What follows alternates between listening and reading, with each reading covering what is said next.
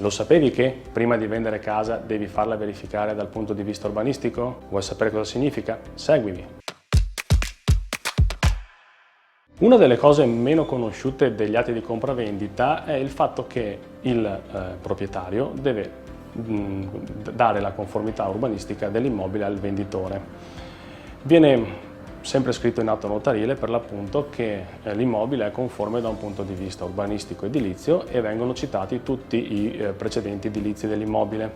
È molto importante che questa fattispecie venga verificata, in quanto un domani il futuro acquirente che si accorge della problematica può sempre tornare indietro dal venditore e chiedere che l'immobile venga sistemato ove è possibile, ma qualora ci fossero delle situazioni un po' più complesse potrebbe anche chiedere l'annullamento dell'atto.